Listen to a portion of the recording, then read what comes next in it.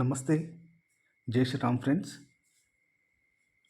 ఇంతకుముందు వీడియోలో రామాయణము, మహాభారతము లాంటి మహాగ్రంథాలని చిన్న చిన్న కథల రూపంలో మన ధర్మ యాప్లో ఏ విధంగా వివరించబడుతుంది, అది పిల్లలకు ఇంగ్లీష్ అండ్ తెలుగు 2 భాషల్లో ఒకే దగ్గర ఉండడం వల్ల ఏ విధంగా ఉపయోగపడుతుంది అనే విషయాన్ని నేర్చుకున్నాం. ఇప్పుడు ఈ ధర్మ యాప్లో మనము కొత్తగా అకౌంట్ క్రియేట్ చేసుకోవాలి అనుకుంటే ఎలా క్రియేట్ చేసుకోవాలి అన్న విషయాన్ని నేర్చుకుందాం. ఇక్కడ సందేశ్ అన్న ట్యాబ్ ఉంది కదా, దాంట్లో కస్టమర్ కేర్ నంబర్ ఉంటుంది. ఇది వాట్సాప్లో సేవ్ చేసుకొని ఉంచుకోండి, ఫర్దర్గా మనకు ఉపయోగపడుతుంది. ఓకే, ఇప్పుడు జాయిన్ కావాలి అంటే మీ ఫ్రెండ్స్ ద్వారా ఎవరి దగ్గర నుండి అయినా ఇన్విటేషన్ మీకు రావాలి. ఈ విధంగా వాట్సాప్లో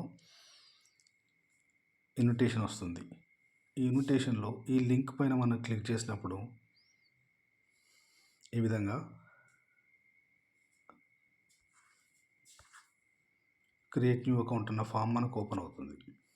దీంట్లో ఒకవేళ మీరు ఈ వీడియో కానీ చూడకపోతే ఈ లింక్ ద్వారా, ఇక్కడ ఉన్న యూట్యూబ్ లింక్ ద్వారా క్లిక్ చేసి వీడియో చూడొచ్చు.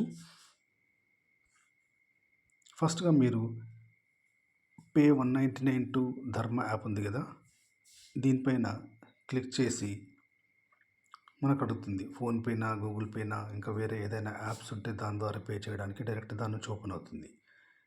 లేదు అలా కుదరలేదు అనుకుంటే యూపీఐ ఐడి ఉంది కదా, ధర్మ యాప్ @YBL, దీని నుంచి పే చేయొచ్చు. లేదా డైరెక్ట్గా ఇక్కడున్న క్యూఆర్ కోడ్ని స్కాన్ చేసి దీని ద్వారా పే చేయొచ్చు. పే చేసిన తర్వాత ఆ స్క్రీన్ షాట్ని దానిపై ఉండే ట్రాన్సాక్షన్ ఐడిని నోట్ చేసుకొని పెట్టుకోండి. ట్రాన్సాక్షన్ ఐడి అంటే నేను మీకు జస్ట్ వివరిస్తాను చూడండి. ఫోన్పే యాప్ ఓపెన్ చేసిన తర్వాత హిస్టరీలోకి వెళ్తే మనము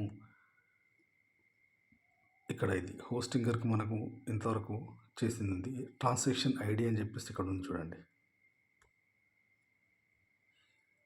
T25112144 అని చెప్పేసి ఇది ట్రాన్సాక్షన్ ఐడి.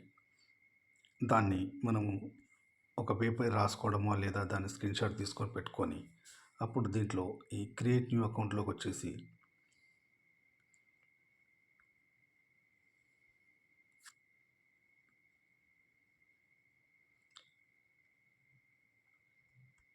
మీ పేరు ఇచ్చేసేయండి. ఆ తర్వాత ఈమెయిల్ ఐడి తప్పులు లేకుండా, నేను జస్ట్ ఉదాహరణ కోసం అని చెప్పేసి test555@gmail.com ఇచ్చాను. మీరు మీ ఒరిజినల్ ఈమెయిల్ ఐడి ఇవ్వండి. ఆ తర్వాత మీ ఫోన్ నెంబర్ ఇవ్వండి. ఇందాక మనం నోట్ చేసుకున్న ఏదైతే ట్రాన్సాక్షన్ ఐడి ఉందో ఆ ట్రాన్సాక్షన్ ఐడి ఇక్కడ పేస్ట్ చేయండి. దెన్ పాస్వర్డ్,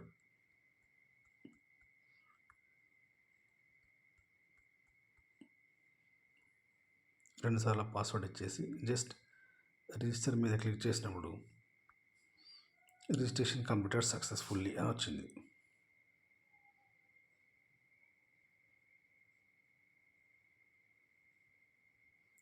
మీరు ఇప్పుడు సక్సెస్ఫుల్గా రిజిస్ట్రేషన్ పూర్తయిన